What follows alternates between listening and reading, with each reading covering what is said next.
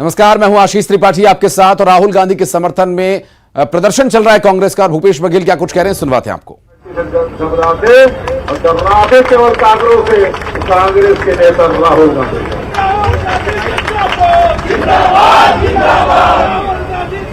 ये स्थिति है। अभी नड्डा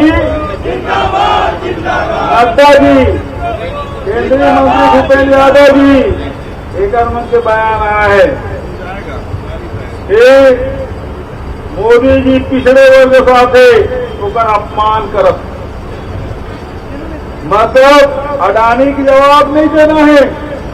लोकसभा में मत चलन दो, माफी मांगे बात कर दो, विदेश में जाके बोले भारत के खिलाफ आप बोलते भी ऐसा प्रजातंत्र कमजोर होते। ये बात लगा अडवाणी जी का वाजपेयी जी विदेश में जाके नहीं बोले, कहा मोदी जी प्रधानमंत्री होते हुए भी ये बात लोग विदेश में जाके नहीं कहे। भारत में पैदा लेना दुर्भाग्य की बात, बोले कि नहीं बोले? ये हो हमन का दुर्भाग्यशाली है जिन हिंदुस्तान में भारत के धरती में हम पैदा हो। हम सौभाग्यशाली हैं कि हिंदुस्तान के सरजमी में हम जन्म ले। और वो विदेश में जाके चीन में, जर्मनी में जाकर कहा थे कि भारत में जन्म लेना मतलब दुर्भाग्य की बात। ये भारत के अपमान में है। और राहुल गांधी जी विदेश में जाके कहा थे कि प्रजातंत्र कमजोर हो गए, तो वो ओकर पर माफी मांगे कहा थे। अरे भाई सब पैसा ला, नोटबंदी में सब पैसा ला, खासकर महिला मन के पैसा लुका लुका कर रखे। अच्छा ठीक, दिवाली बाद हो ना नोटबंदी 8 नवंबर से, और दिवाली बस लड़का मन बस फटाका मिठाई उठाई दे, घर वाला मन कोशिश मैं लेकिन वाह पैसा दे रखे हूँ मैं सरकार दे। और जैसे 8 नवंबर के लाख नोटबंदी हुई, केसी खजवार कहा थे 2000 की नोट यार,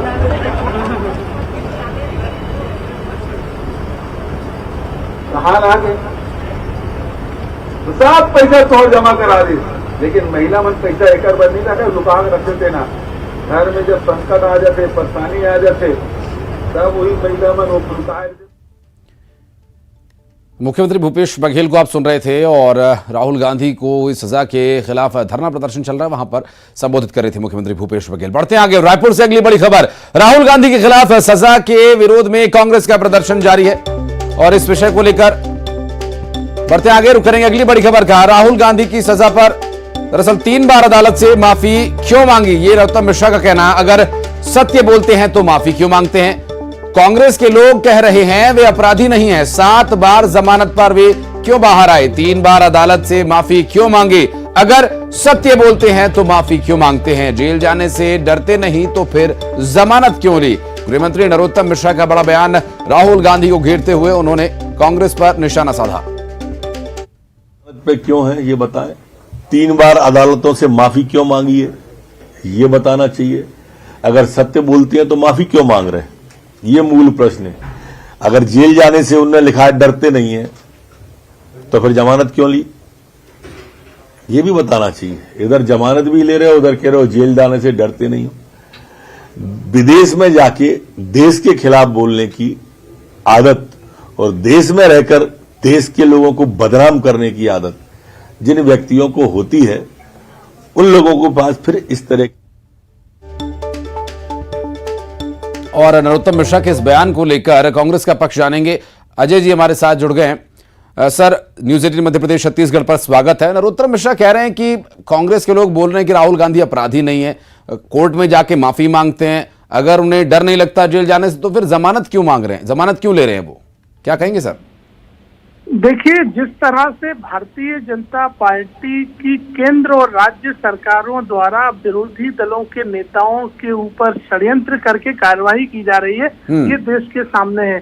और जहां भी विपक्षी दलों के नेता होते हैं उनके ऊपर कार्रवाइयां, चाहे ईडी हो, सीबीआई हो, यहां तक कि न्यायालय तक को प्रभावित करने की कोशिश की गई। उसी का परिणाम है राहुल गांधी जी के ऊपर जो कार्रवाई हुई है।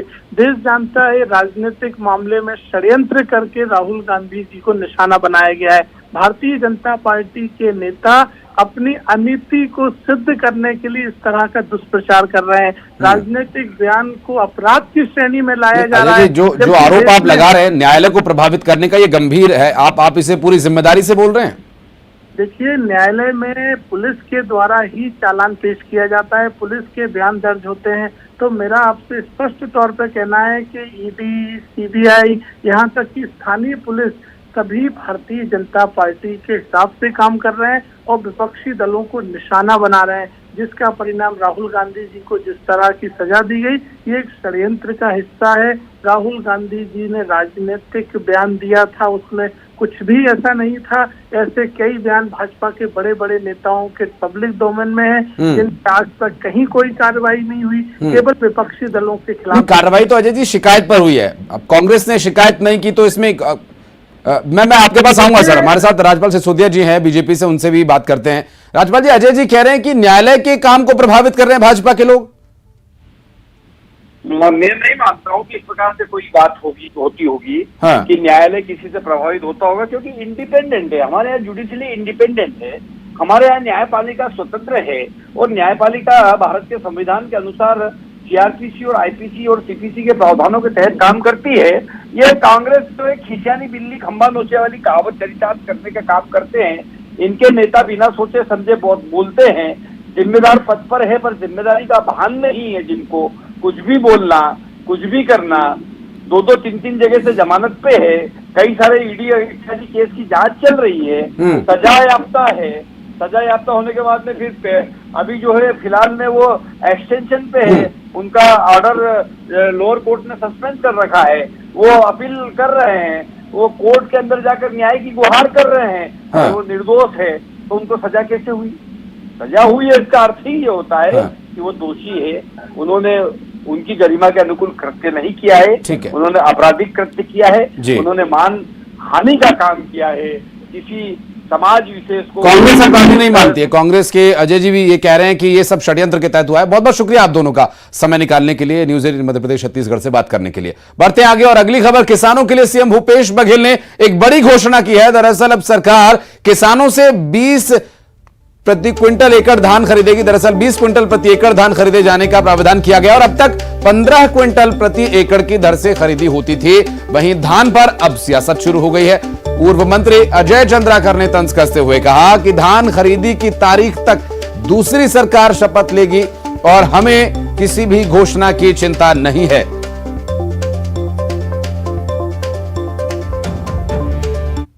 भरा रहा और जिसमें बहुत सारे बहुप्रतीक्षित लोगों की जो अपेक्षाएं थी, चाहे वो कोटवार हो, चाहे पटेल हो, आंगनबाड़ी कार्यकर्ता हो, मितानिन हो, सहायिका हो, और चाहे हमारे आश्रम छात्रावास में जो बच्चे पढ़ाई कर रहे थे उनके, चाहे स्टाइपेंड की बात हो, चाहे वहाँ भोजन के राशि बढ़ाने की बात हो, सबको किया गया। वहीं विकास कार्य के अनेक सौगातें, चाहे सड़क बनाने की बात हो, पुल पुलिया बनाने की बात हो। स्वामी आत्मानंद अंग्रेजी स्कूल के लिए भी 800 करोड़ का बजट रखा गया है।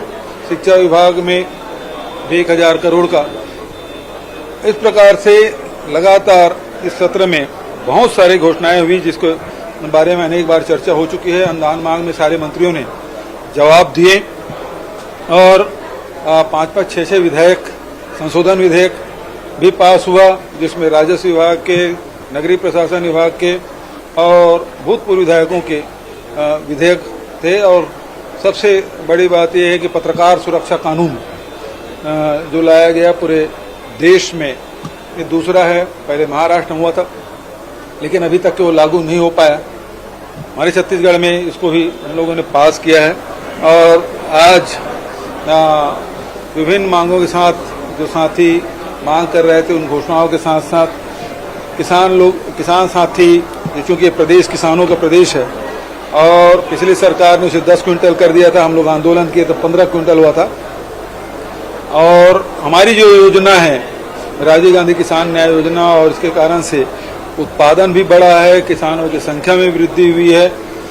और अभी जब भेंट मुलाकात कार्यक्रम में जब मैं गया था, चाहे सरगुजा हो, चाहे वो रायगढ़ हो, बिलासपुर हो, चाहे चांपा, जांजगीर, महासमुंद, बलौदा बाजार, कंवरधा, नांदगांव, बालोद, तो इन सब जिलों में जब गया था तो एक ही डिमांड थी कि 15 क्विंटल को बढ़ा के 20 क्विंटल कर दिया जाए। आज मैंने सदन में घोषणा कर दी कि आगामी जब खरीफ फसल की जब खरीदी होगी तो उसमें 20 क्विंटल धान खरीदा जाएगा। भूपेश बघेल जी ने घोषणा की है धान खरीदी वो खरीदते हैं 1 दिसंबर से। अभी तक जैसा पैटर्न रहा है 1 दिसंबर को दूसरी सरकार शपथ ले चुकेगी, वो भाजपा की होगी। हम अपने घोषणा पत्र में ऐसी कई चीजें किसान के लिए शामिल करके रखेंगे, इसलिए उनकी किसी घोषणाओं की हमें कोई चिंता नहीं है। नहीं तो उनके पास और कोई भी विषय ही नहीं है जिस पर वोट मांग सके, और कोई विषय नहीं है। तो उनके छत्तीसगढ़िया बोलते थे, उसकी भी हवा विधानसभा में निकल गई है। नरवा घुरवा गरवा बारी की हवा निकल गई है। और बाकी सब चीजें, सड़क, बिजली, पानी, कानून व्यवस्था, योजनाओं को 13 दिन तक आप लोगों ने सुना है, किसी के पास कोई जवाब नहीं था। तो उनके पास एक ही विषय। अब खबर हर मां बाप को सावधान करने वाली। भोपाल में एक नाबालिग छात्रा ने इसलिए खुदकुशी कर ली क्योंकि कोचिंग नहीं जाने पर परिजनों ने उसे डांट दिया था। बस इतनी सी बात पर छात्रा ने छत से छलांग लगा दी। यह पूरा मामला अवधपुरी थाने का है, जहां पर 1 सप्ताह के भीतर सुसाइड का यह दूसरा मामला है। और इससे पहले अरेरा हिल्स में एक छात्रा ने खुदकुशी की थी। बहरहाल अब इस पूरे मामले को लेकर जो अब तक जानकारी मिली है उसमें यह कि छात्रा ने माता पिता की डांट से आहत होकर खुदकुशी कर ली। अब इसमें किसकी गलती है, कौन कारण है, ये कह पाना बहुत मुश्किल, लेकिन बहुत ही संवेदनशील ये मामला।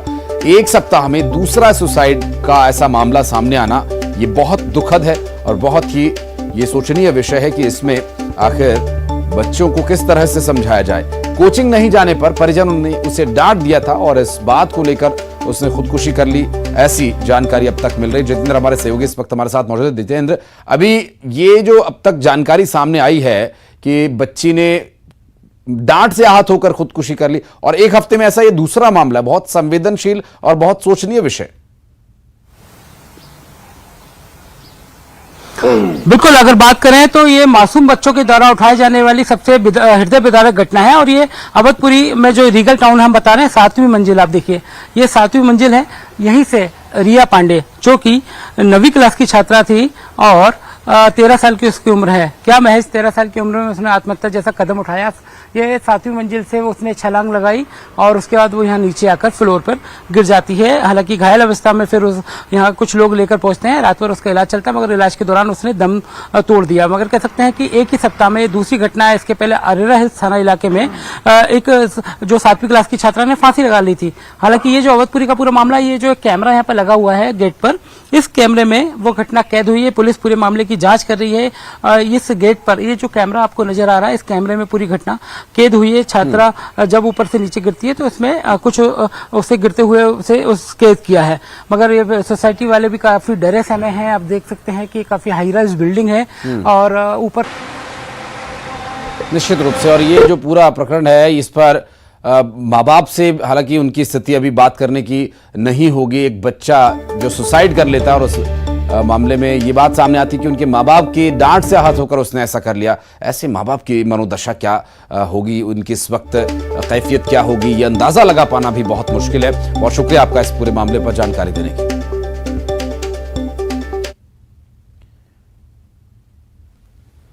और मुख्यमंत्री भूपेश बघेल ने एक बड़ी पहल करते हुए विभिन्न राज्यों के मुख्यमंत्रियों को पत्र लिखा। छत्तीसगढ़ सरकार की छत्तीसगढ़ कल्चरल कनेक्ट योजना से अवगत कराया। विभिन्न राज्यों में छत्तीसगढ़ संस्कृति केंद्रों की स्थापना किए जाने की बात कही गई और राष्ट्रीय और अंतर्राष्ट्रीय महत्व के स्थानों में छत्तीसगढ़ संस्कृति केंद्र खुलेंगे और इन केंद्रों में छत्तीसगढ़ के लोगों के निवास और भ्रमण की सुविधा मिलेगी। छत्तीसगढ़ राज्य की संस्कृति, पुरातत्व एवं पर्यटक स्थलों की जानकारी दी जाएगी। छत्तीसगढ़ के परंपरागत हस्तशिल्प उत्पादों को भी मिल सकेगी। और जानकारी के मुताबिक मुख्यमंत्री ने केंद्र की स्थापना हेतु 2 एकड़ शासकीय भूमि आवंटित करने का अनुरोध किया। मुख्यमंत्री बघेल ने विभिन्न राज्यों के मुख्यमंत्रियों को आश्वस्त किया कि छत्तीसगढ़ में संस्कृति केंद्र खोलने के लिए भूमि आवंटन के लिए स्वीकृति देंगे। और बड़ी खबर ग्वालियर से, जहां ग्वालियर में अब आवारा कुत्ते छोटे छोटे मासूम बच्चों के लिए खतरा बन गए हैं। तस्वीरें ग्वालियर के हरिपुरम थाने इलाके की हम आपको दिखा रहे हैं, जहां मासूम बच्ची को कुत्ते ने बुरी तरह से काट लिया और इसके बाद नाराज परिजन मौके पर पहुंचे और कुत्ते को लाठी से पीट कर उसकी हत्या कर दी। इस घटना का वीडियो वायरल हो रहा है। मौके पर मौजूद लोगों ने इस वीडियो को बनाकर सोशल मीडिया पर अपलोड कर दिया। दरअसल पुलिस अब वायरल वीडियो के आधार पर कुत्ते की हत्या करने वाले शख्स की तलाश कर रही है। सुशील हमारे सहयोगी इस वक्त हमारे साथ मौजूद हैं। सुशील, इसमें कह पाना मुश्किल है कि अब गलती किसकी। हालांकि ठीक है, जानवर है, अगर उसे कोई परेशान करेगा तो वो काटेगा। हालांकि क्या इस पूरे मामले में सच्चाई सामने आई अब तक? वीडियो के आधार पर क्या कार्रवाई की जा रही है? देखिए, ये वीडियो बेहद ही बेरहमी वाला वीडियो है, जिसमें एक नन्हे डॉगी की लाठियों से पीट कर हत्या की जा रही है। और हत्या करने वाला शख्स जो है, साफ तौर पर नजर आ रहा है कि वो जानवर जैसा कृत्य खुद कर रहा है। अब झांसी रोड थाना क्षेत्र के हरिशंकरपुरम इलाके का ये वीडियो बताया जा रहा है। एक दिन पुरानी घटना ये बताई जा रही है। इसमें जानकारी यही सामने आई है कि डॉगी ने, बताया जा रहा है ऐसा कि किसी बच्चे को वहाँ काट लिया था या नुकसान पहुँचाया था। इसी से नाराज होकर जो है इस डॉगी की हत्या कर दी गई। अब जांच पड़ताल पुलिस इस वीडियो के आधार पर करेगी कि आखिरकार क्या वाकई में इस तरह की कोई घटना पहले हुई थी, क्यों डॉगी को मारा गया है। तो अब इसमें जो एनिमल लवर्स है उनकी तरफ से थाने में शिकायत की गई है। अब पुलिस, झांसी रोड थाना पुलिस इस मामले की विवेचना करेगी, क्योंकि वीडियो भी साफ तौर पर सामने आया जिसमें जी बिल्कुल नजर बनाए रखिए इसमें पुलिस क्या कार्रवाई करती है। अपडेट लेंगे आपसे। बहुत शुक्रिया फिलहाल आपका इस जानकारी के लिए। और सुकमा से बड़ी खबर आपको बता दें, सुकमा में केंद्रीय गृह मंत्री अमित शाह के दौरे से ठीक पहले 16 नक्सलियों ने आत्मसमर्पण किया। 8 लाख रुपए का एक इनामी, 5 लाख रुपए का एक इनामी नक्सली जिन्होंने सरेंडर किया है। दरअसल यहां भरमार बंदूकों के साथ हिडमा ने सरेंडर किया। दर्जनों मामलों में ये शामिल थे और कई वारंट्स इनके खिलाफ जारी थे। दरअसल सीआरपीएफ और जिला बल का संयुक्त प्रयास और यहां पुनः नारकोम अभियान का असर देखने को मिल रहा है। और सुकमा में 16 करीब नक्सलियों ने सरेंडर किया है बर्मा बंदूकों के साथ, जिसमें एक 5 लाख का भी इनामी शामिल है। इनामी नक्सली जिसकी तलाश लगातार सुरक्षा बलों को थी और एक 8 लाख का इनामी भी सरेंडर कर चुका है। सुकमा पुलिस, सीआरपीएफ और कोबरा इनके संयुक्त प्रयास से आज सुकमा में 16 नक्सलियों ने आत्मसमर्पण किया है।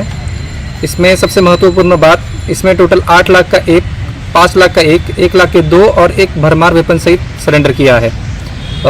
आदरणीय IG Sundarraj sir, DIG Arvind Rai sir, DIG Jagdalpur, इनके मार्गदर्शन और राहुल गांधी